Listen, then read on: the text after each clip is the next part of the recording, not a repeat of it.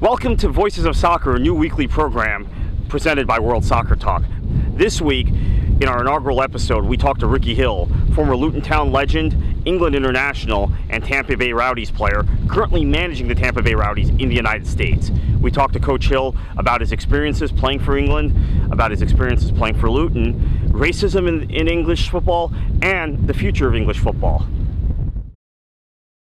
Coach Ricky Hill, you were a legendary player at Luton Town, obviously several caps for England, one of the first black players to play for England. You broke into coaching under David Pleat, coached Luton Town. You were the manager at Luton Town. You also were an assistant at Leicester City and Sheffield Wednesday and other places. Managed here in the United States with the Tampa Bay Rowdies. Talk about your experience as being a black coach. We still see a lot of issues with promotion of black coaches in England. Yes, unfortunately, in this day and age, we shouldn't really be having this discussion, in my estimation anyway. Originally, I'm one of the first generation, obviously, that broke through in a nucleus of black players that were given the opportunity in the mid-70s to actually go into professional clubs, have trials at professional clubs, and then ultimately earn contracts at professional clubs. So, if I go back to that era, there were definitely no black coaches that were prevalent at all at that time. And it seems that even though generations have changed and we moved on, 40 years removed from that time almost, the development of the black coach per se, and in England the black British coaches has really taken a long time to manifest itself. Do you think it's possible that black coaches also, when they get jobs, they're given a shorter leash? Maybe you experienced that at Luton Town. I have to think Paul Ince, when he was at Blackburn, got really the short end of the stick. He was there for a couple months and was sacked. We've seen it with Keith Curl when he's managed, and other black coaches. Yeah, whether that's just coincidental or whether that's just something that happens to all coaches at some given time. I can only speak in terms of my experience, and obviously my experience at Luton was one which was great. It was an honour, a dream of mine that I had kept from probably as early as 1987-88 when John Moore left the managerial position. I actually had a meeting. I was still a player. I think I was just coming up to even 30 yet. And I said to the chairman of the time, David Evans, who's now deceased, I'd like the opportunity at some stage to put myself forward for the coach/managerial position. He obviously said, Ricky, I think you've got the talent and you will have eventually, but right now, I don't think it's the right time for you in terms of where your playing career is at and what you're doing, which was great. So for me to then be given the opportunity at Luton Town to go back as the manager after spending 15 years there of my adult life, my first adult life, going there from 15 years old, was a great lift for me and a great privilege for me. Unfortunately, for whatever reason, I definitely subscribe to the theory of, if I'm going to be judged as a failure or not being capable of doing the job, however you want to word it, I'd like the opportunity to have my own team in situ, let alone my own staff, my own playing team as well. I think I was very disappointed with the mere fact that, the side that I inherited had lost 7 of the last 8 games between April and March and April of the previous year before I got there in July. They then subsequently lost Gary Doherty, who was their player of the year, to Tottenham for $2 million. They were in administration for 3 years.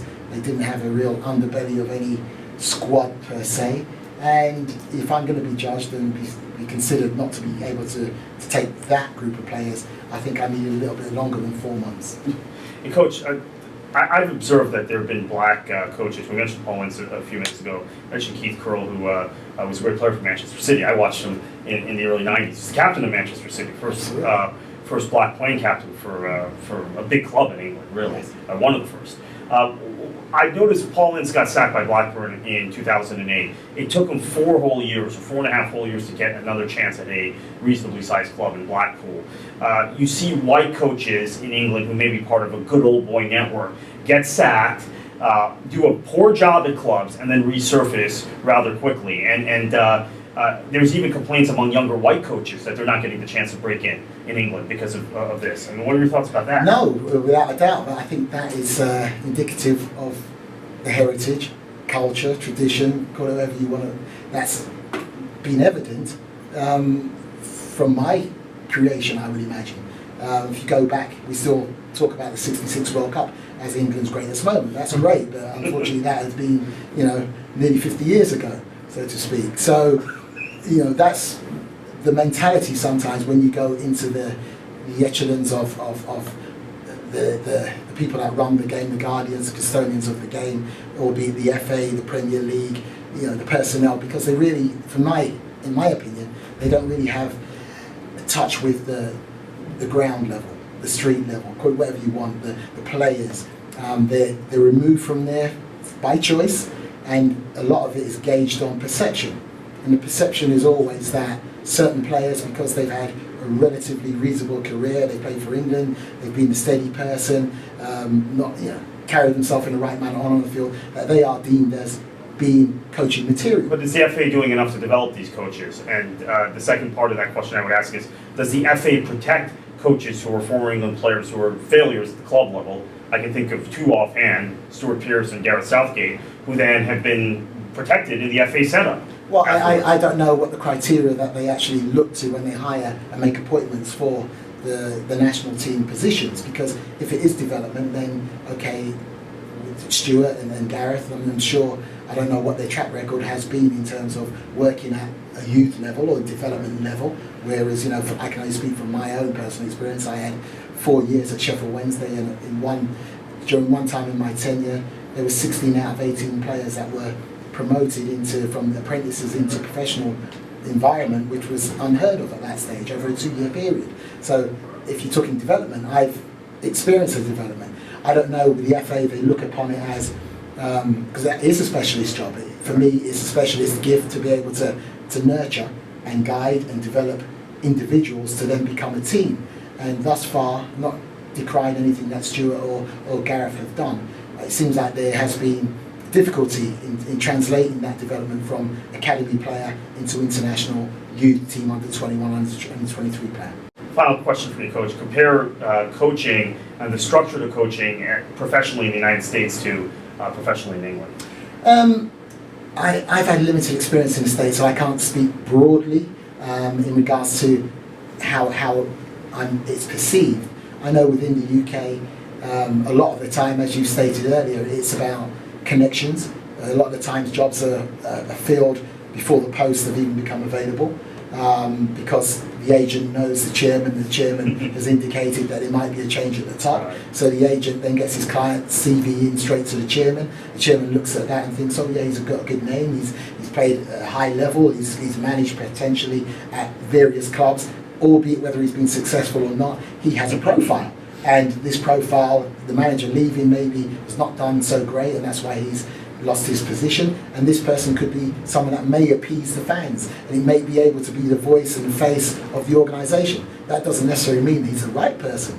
And the chairman to this day, in my opinion, have not really done the due process of looking at all credible, possible potential candidates, and therefore a number of potential people, and it's not just black and ethnic minority groups. There are some talented coaches, I'm sure, who have not been afforded an opportunity through no fault of their own. Now in America, there is no Rooney Rule for soccer in place at this moment, but there is a history of black managerial positions being filled in all levels of the sports, in baseball, in NFL, in basketball, over generations, where in England there hasn't been that. So that's where I say, well, I'm first generation right now as a player. I was finished in the 90s, mid-90s, and then now I'm being first generation of black coach, along with Paul Ince and John Barnes and Luther Blissett and Brian Steen and the various ones, Edwin Steen, who have found it difficult to be continually employed within the UK. I said that was the last question. I have a follow-up, which is you are one of the few Englishmen to win a Coach of the Year award in a major league outside, a major professional league outside of the United Kingdom, having won the 2012 Coach of the Year award here in the North American Soccer League in the United States. Talk about how that's perceived in England, because you've accomplished something that a lot of English coaches haven't. A lot of English coaches haven't moved abroad and accomplished what you've accomplished. It's strange, because I sit here now, and it's a fantastic question you asked me, because I actually have 3 Coach of the Year awards for professional leagues outside of the English fraternities, so shall we say. 2 in America, the 92 experience that Right, the EPSL. The EPSL, which was the major league of this country at that time. I won the Coach of the Year then, voted by the media, not by my family or friends. Right. I also won the Coach of the Year in Trinidad, and when we won, the club I was at was CL Financial San Juan Jablate, which is a mouthful, but I took them to win 3 out of the 4 domestic trophies, the best club Caribbean side professional in the Caribbean. So we won 4 trophies during that 1 year I was there. I was voted Coach of the Year at that time. I also, through my squad, we supplied the national team with 13 players on times out of a 23-man squad. So it was about development, and they ended up going to the World Cup in 2006 to go with Germany. Trinidad qualified. So yes, I can sit here and I'm quite bemused at times in regards to, in terms of success, if that's what you deem success to be.